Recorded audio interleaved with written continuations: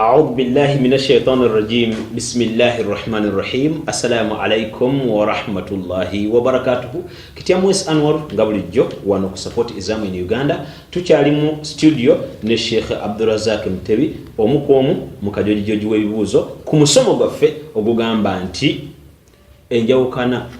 mu Busiramu nabwe kityo ng'omusomo gwe tutambulira nako eba endwadde y'okwawukana mu Busiramu kiki kyinza okuleeta mu umma nga tujja tusunsula mu bibuuzo betwategese nga management ya Support Islam in Uganda. Ekibuuzo sebo ekitiibwa twakulese nga tukusibudde naye nga kankuddemu kutolera salamu. Assalamu alaikum wa rahmatullah. Wa alaikum assalam wa rahmatullahi wa barakatuh. Kulikayo mu break yaffe alhamdulillah mutuufu wanyiridde jazakallahu khaira wa iyyakum jami'a. Mpozi sebo ekitiibwa ekibuuzo kitwalese mu ddiiro kigamba nti abantu wali nga batuvudde nga tulaba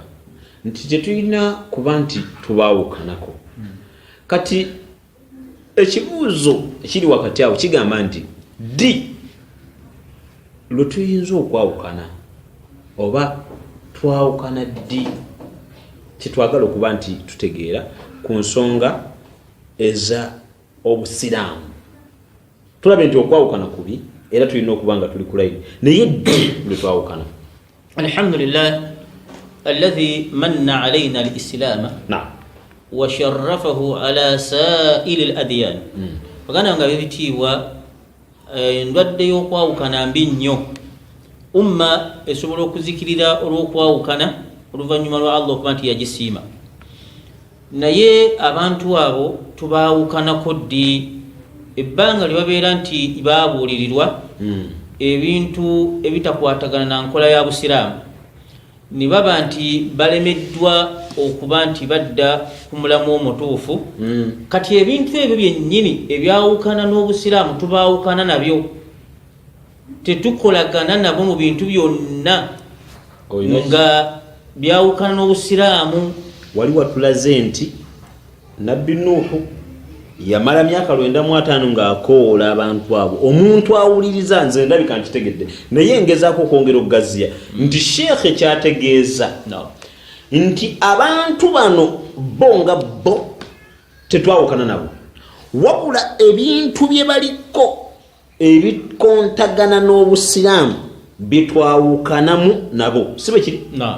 jazakallahu khair gena maaso ngobonye kati singa abantu abo tusigadde nabo mu bintu ebitugatta kuba tuyinza kugamba nti bonna totale bali bubi naye ebintu byonna ebyawukana n'Obusiraamu twawukana nabyo. Masalan tumanyi bulungi nnyo teriyo seeka nodde yennyini akikola tayinza kugamba nti waliwo obujulizi obugamba nti Nabbi sallallahu alaihi wasallam yakubiriza okukola okusoma mawuledi ate dduwa ya 40 nti oba dduwa ya 40 takolanga nako buluda nti oba okuyisa obubi mulirwano oba buluda ebyo byonna twawukana nabyo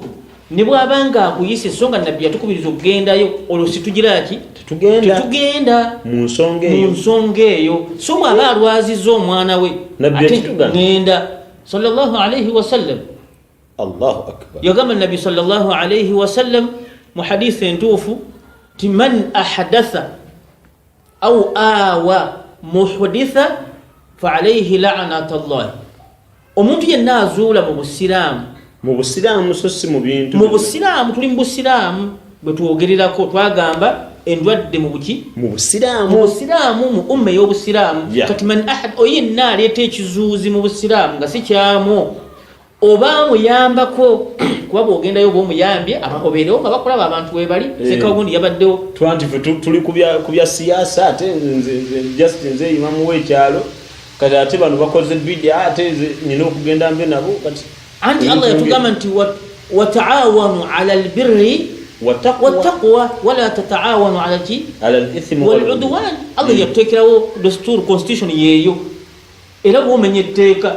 tuga nti mwana wange yabbi alhamdulillah anti mwana wange nze akola mu kooti yagende tunga nti wakwadde oli mwalimu wa kitundu nti bali bamenye etteeka ogende la oyina okuba nti otunulira Qur'ani yekugiraki kati bw'oba alwaziza omwana genda omulabe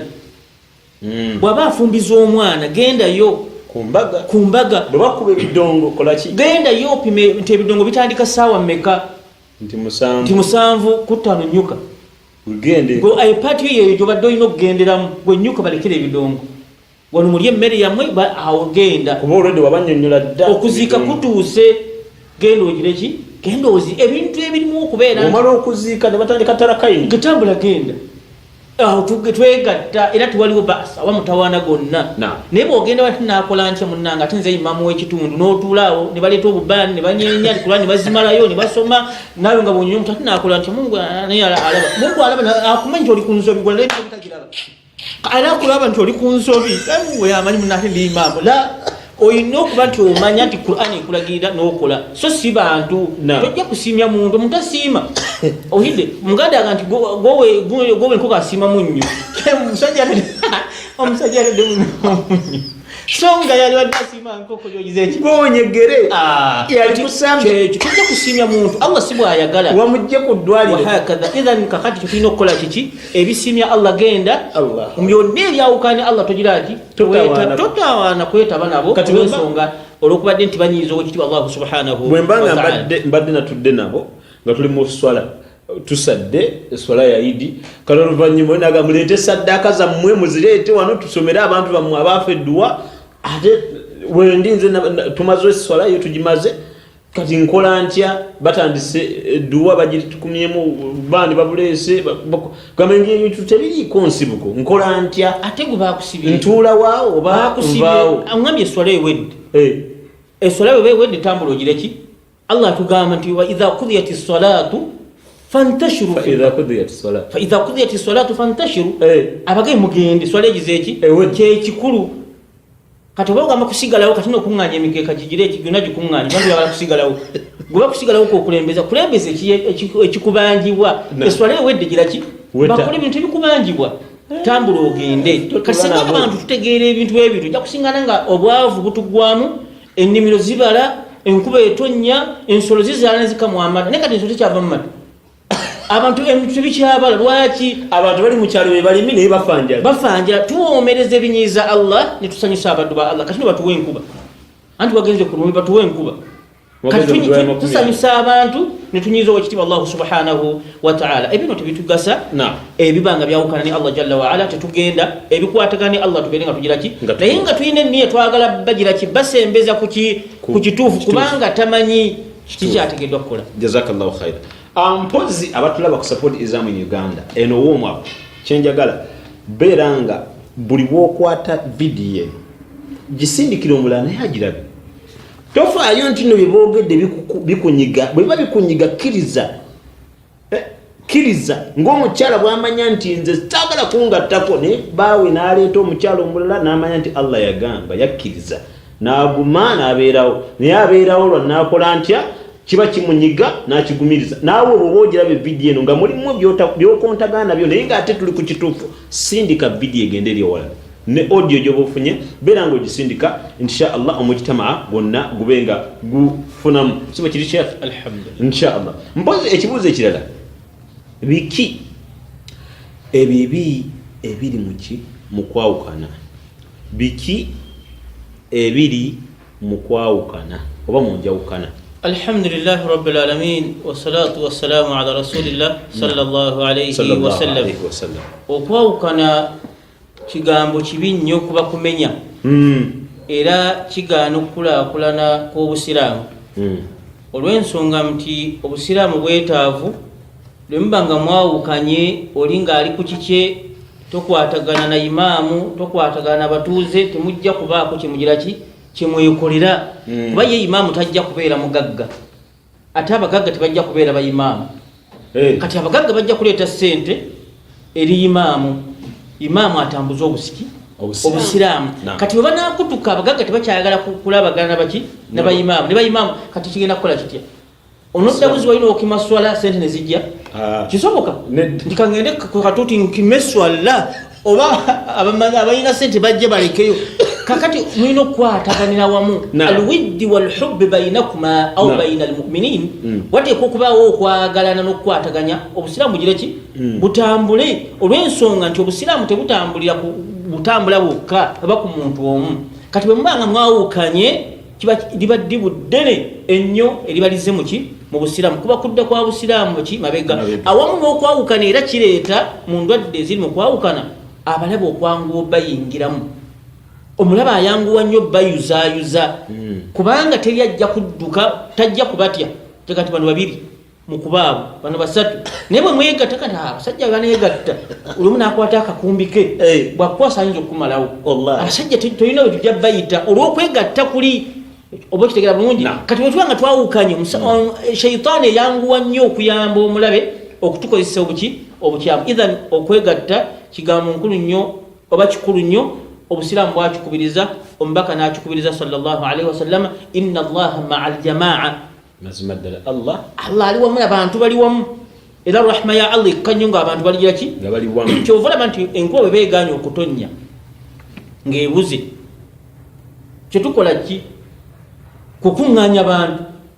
abange mujje tusaale allah wawe obwetaavu bwaffe so si buli muntu kufuluma muki mu nnyumba yagira ki olowooza abatasobola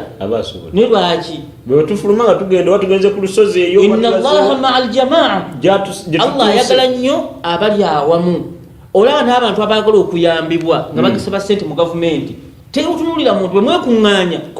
ne musaba ssente mu gavumenti eyangwira okugira ki okusinga okuba kinnakimu kati okwegatta gemaanyi allah subhanahu wataala n'atukubiriza nnyo okubeera nti tugira ki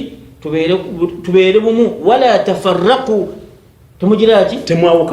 wa'tasimu bihablillahi jamia ekigambo jamia kitegeeza ki mwenna wala tafarraqu temwawukananga lwaki allah atugaana ekyo ebirimu repercussion eziva mu kwawukana allah yasinga ogira ki kati kwe kutubiriza tukole ekiteekeddwa okukolebwa kwe kubeera wamu muganda wange wekitiibwa wallahu a'lam walhamdulillahi rabbil alamin jazakallahu khaira mpozi mukama waffe owekitiibwa tukwebaza emirimu gyoweereza nagyo obusiraamu barakallahu fikum wa jazakumullahu khaira mpozi ekibuuzo ekiddako insha allahu subhanahu wa ta'ala mukirinde nga tukomyewo mu katundu kaffe akaddako kankyogereko mubeere nga mukitegeera kigenda kuba kibuuzo ki ekibuuzo kigamba nti mu butuufu tukkirizibwa okwetuuma amannya nga abasalafu abatabbuliiki mpozi akatundu akalala kalimu ekyo ekibuuzo era ffe tukkirizibwa okutuuma bannabbidaa abasajja bannabbidaa simanya